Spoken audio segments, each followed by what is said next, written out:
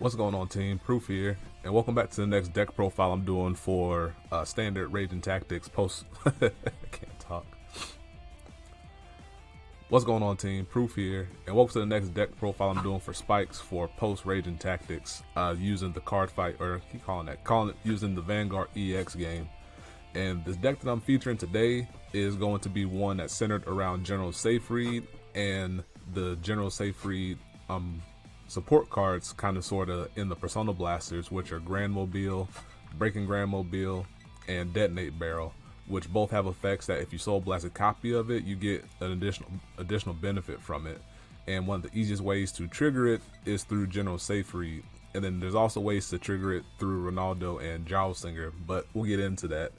So for the basic deck construction, I went with a 9 grade 3 setup, 12 grade 2s, 12 grade 1s, because I thought that if I want to use Persona Blasters, I want to maximize the ways to get them into the soul, which meant, as I mentioned a second ago, Gyro Slinger, Renaldo, and of course General Seifried.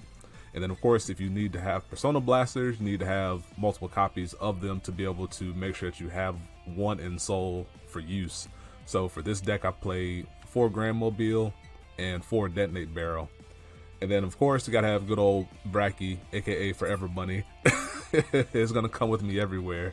And then I play Wonder Boy, not only for the flexibility that it offers, but also because through his on play skill, I can put a Persona Blaster back to the deck to be searched out with General Seifried. So added some extra synergies there.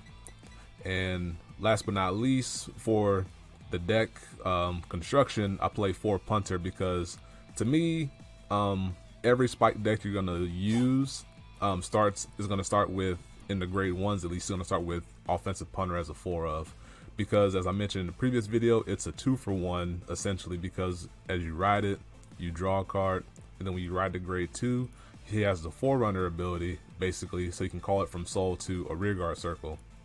So then you can place it around wherever you need it to be, and then ideally you can combo it up with Renaldo, who puts a card from your hand to the soul, and then you can soul blast out the card you put in with Renaldo to draw a card, because you might be fishing for, say, getting Grandmobile for your upcoming Seifried turn, or you need Barrel for your upcoming Seifried turn. So we have an extra chance to draw into it through his secondary ability when he's boosting.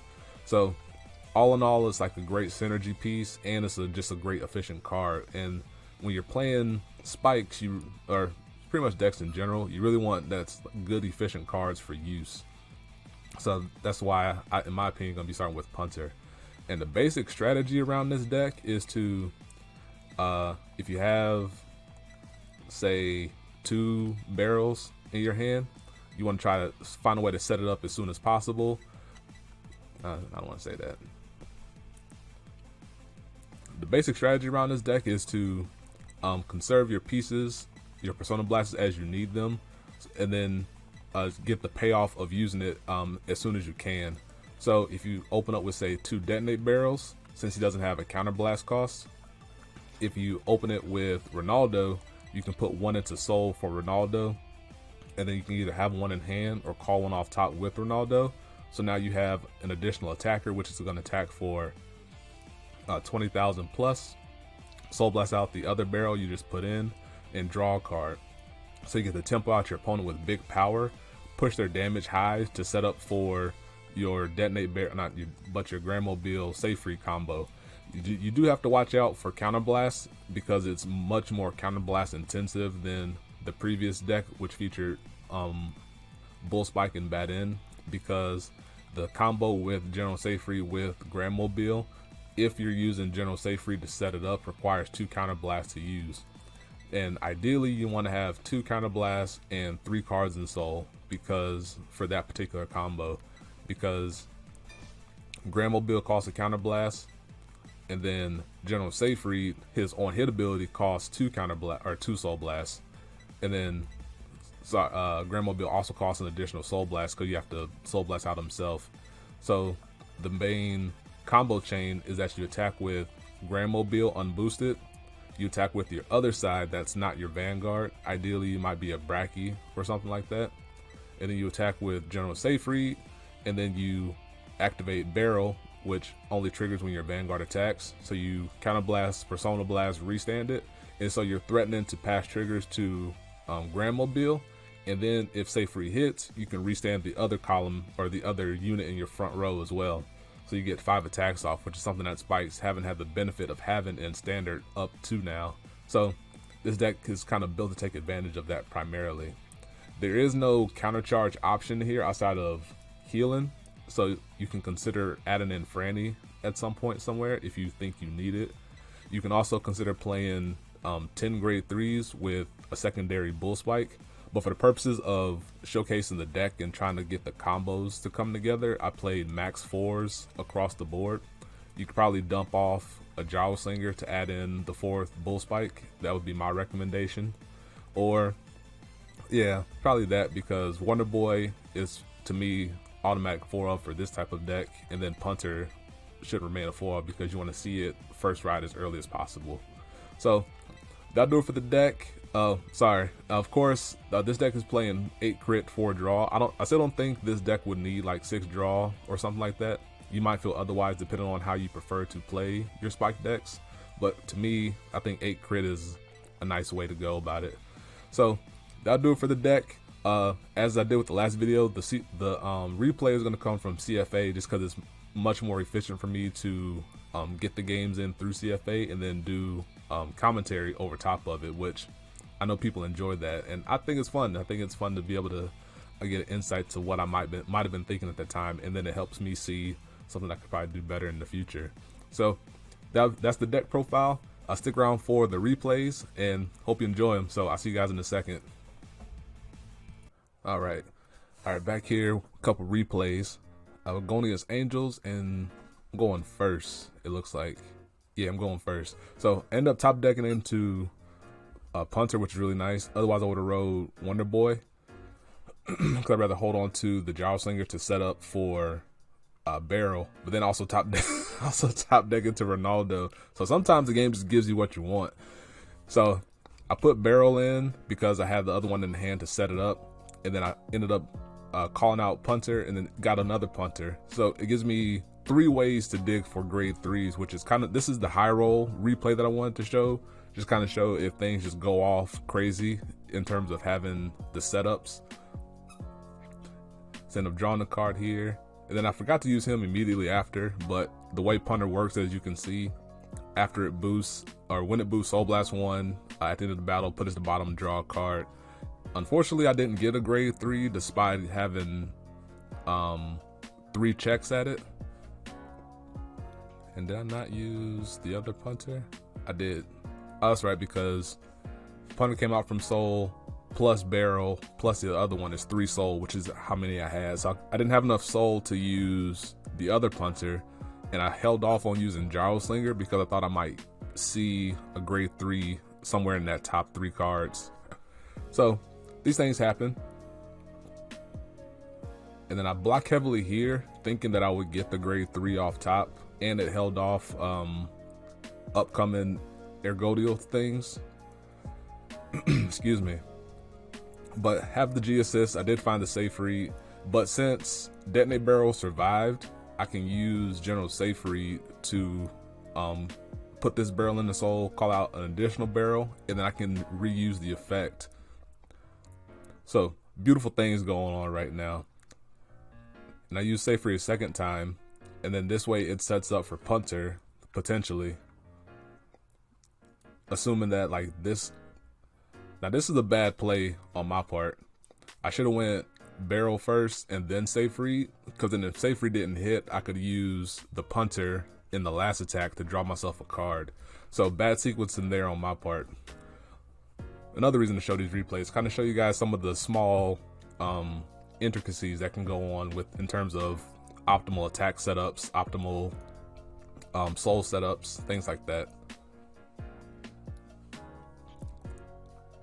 So he uses Ergodial. I can get rid of, I opt to go for the counter charge because it helps set up making Seifried bigger.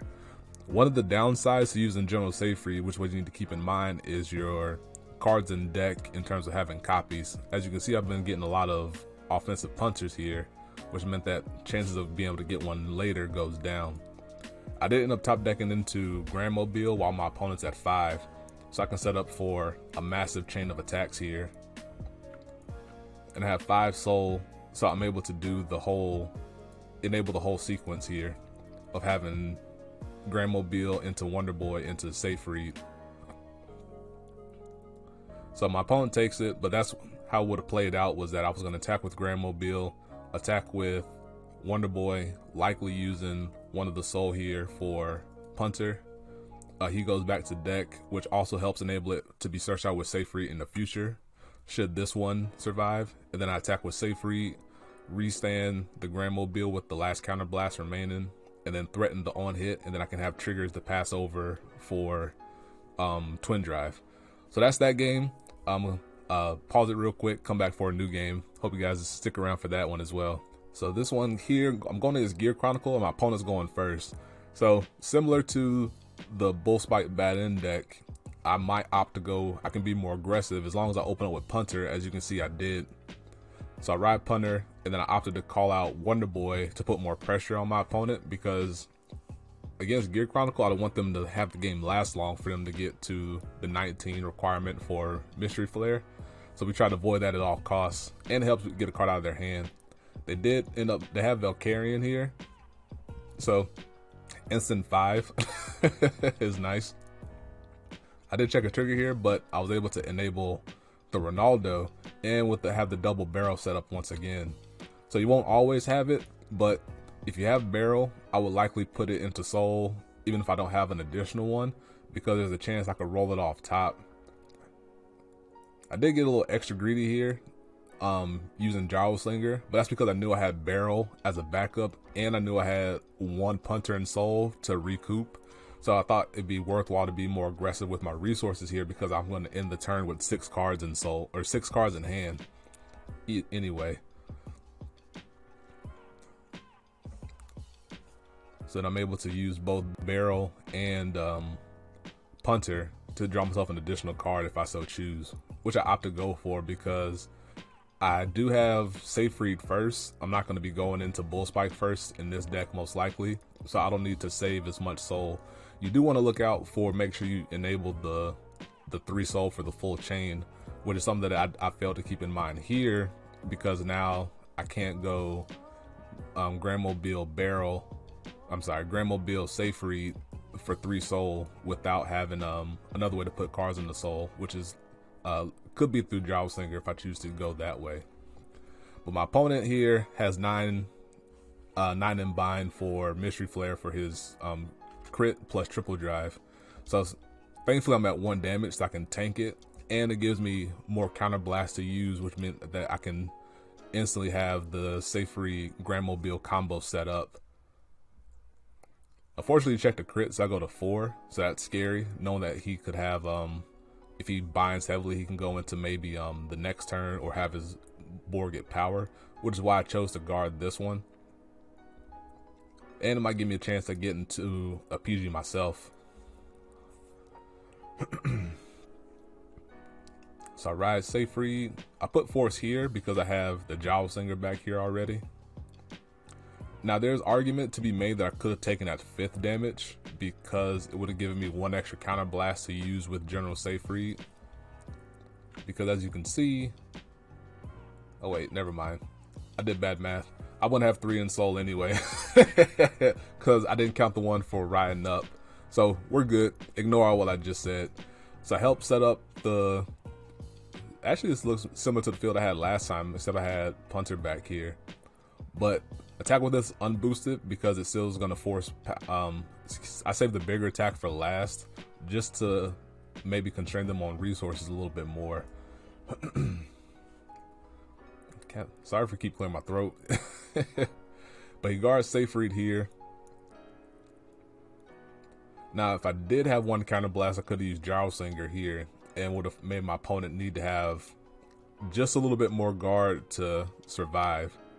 So they ended up living. That was 53 total. So they lived just by a little bit.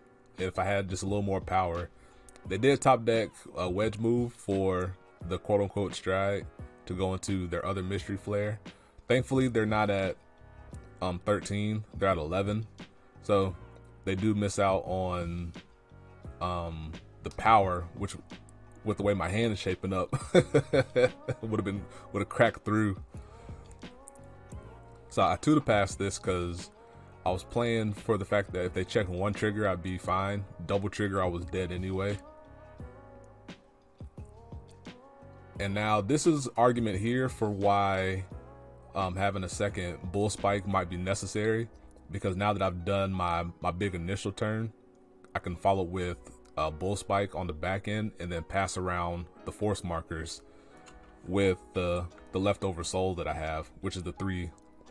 I had at least 1 for riding Seifried in case I expunged all my soul the previous turn, but that's why I'm thinking, like, if you make adjustments, adding in a second Bullspike might be the way to go at the very least, because then after you do your Seifried turn, if they live, you might live your opponent's next turn, but then you can go into follow-up Bullspike and just recoup resources while spreading across 20k power across the whole of your turn. So that'll do it for this replay. I do have one more game, so hope you guys have been enjoying it so far. Let me load that one up. So we're going against Nubatama Hanzo, which to me is a Lumen top tier threat. So I ended up finding one, so I knew I was going to save it. I knew I was going to save it to showcase to you guys, just to see how things would go against this matchup, because historically Protect has been rough for spikes. So we want to see how this deck would do it. I did contemplate riding Brakki here to save an additional counterblast, but then I realized that if I have the other one in hand, I can put one. I had 2 in hand. If I put one from my hand to soul, if they give me 1 damage, I can still use it by calling out from hand without Seifried using his skill. So I thought that was worthwhile. My opponent's hand is just fat, and Nubatama does a really good job at gathering advantage through Magatsu, and then they can have Zangetsu to give their tokens boost. They have the free caller Kurogiri.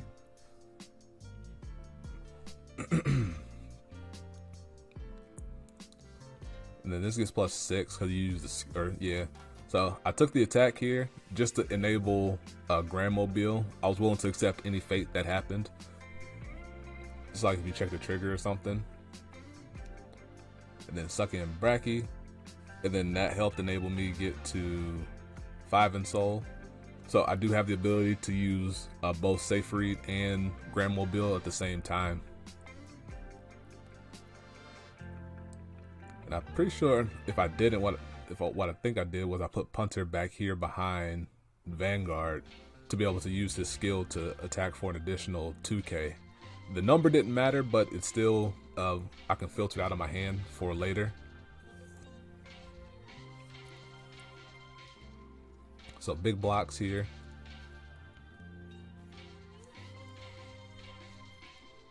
This should have been 23k, not 21.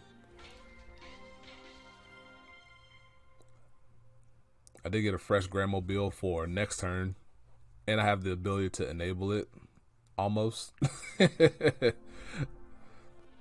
I still need a second counterblast to use it though. That was a pretty good turn. Helped chop down my opponent's hand a little bit, but I did leave myself 4 units on board for Hanzo. I did contemplate putting Punter behind Brakki because I knew I was going to use the skill, so that way I can get it off the board, and it would mean 3 would return and be discard as opposed to 4.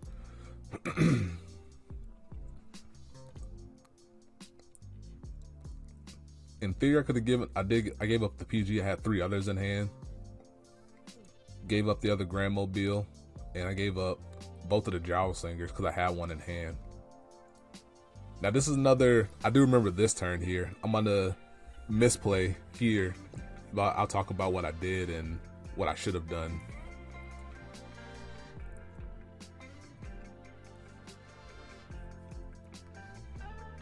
So he swung with this first. I should have, instead of taking it here, I should have used the last Gyro Slinger to block it for 10k.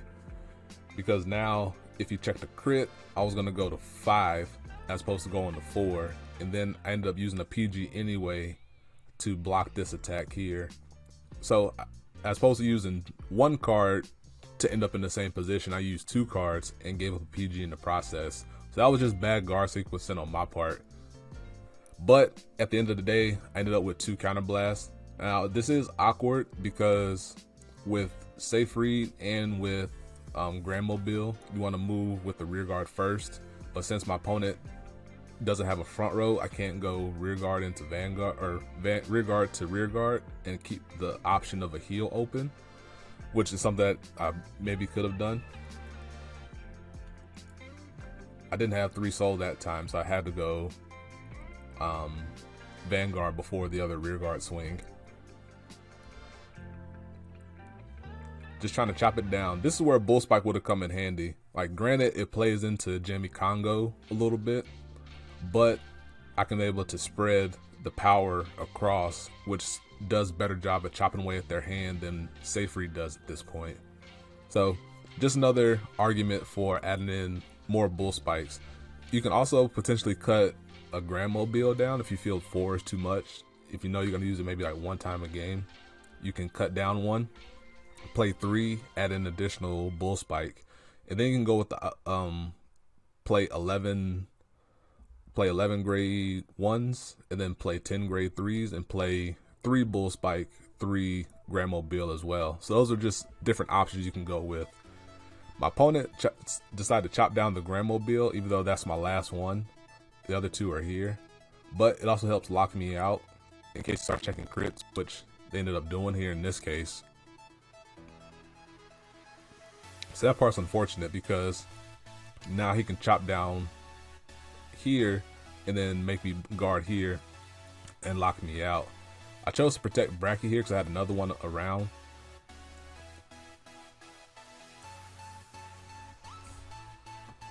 So I use Brakki here, absorb it into soul. I call it to the non-force side because I just needed to get down below Jamie Congo. So I call out the PG here to keep at least 1 bigger guard in my hand. Being able to intercept from back row is just huge right now. The heal comes in handy as a big guard for later if I need it to. So Noob Atomic is really efficient in terms of abusing their token setup. Because they got, as I mentioned, Kurigiri. Then this is a once per turn, which is something I realized not too long ago, which surprised me. But you can still just counterblast 2, get 2 tokens, have 1 be 10k, have 1 be 5k, which is really good. Or no, 1 be 15, 1 would be 10, because they automatically get +5. I think he forgot that here. I forgot it as well during the game, so I didn't correct them. But kind of is what it is at this point. They did check a new crit, so once again locking me out. And then they can just go here and lock out Seifried once again if they choose to.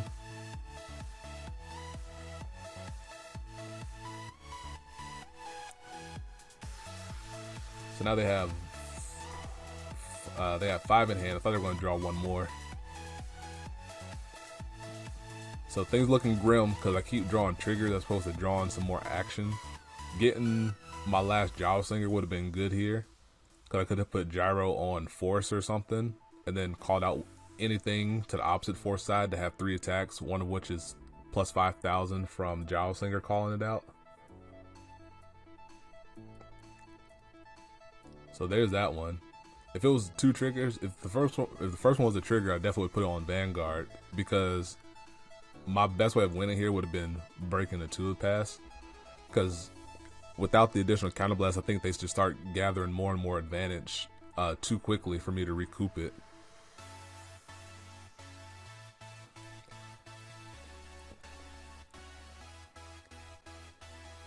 They got the Hanzo, and they ride the Hanzo. So now they have 2 protect gifts. So I was just kind of trying to manipulate my board in some way, just to try to be able to get a counterblast without them checking a crit in the process. So they're able to get the counterblast back through Sakura Fubuki. It's hard for me to say sometimes. Sakura Fubuki, there we go. So I take this one, knowing that I was gonna PG Vanguard and then save the heal, cause I was dead to a double trigger if it was like a crit again. So I was playing a little more riskily here, just to try to make sure that I put myself in a position to try to win. I did draw a heal. I think that was like the 3rd turn in a row I drew a heal, so that's unfortunate. Kind of something I mentioned before with Seifried style decks. Sometimes you might filter your deck out of normal units quickly, so where you do compress your deck down for triggers, but if you're playing against decks that can remove your board, such as Hanzo, you might start drawing triggers more readily as opposed to drawing the other normal units you didn't filter out through Seifried. So it kind of puts you in a tough spot. And then unfortunately I do have the second gift because my opponent played it smart and kept it around. So even though I did check double crit here, it didn't matter because they could just plop down the other PG and stop it. I do get the draw off of Punter, which is nice. But now I'm in a position to where I'm in a tough spot. Really grindy game here. And I'm out of counterblast now.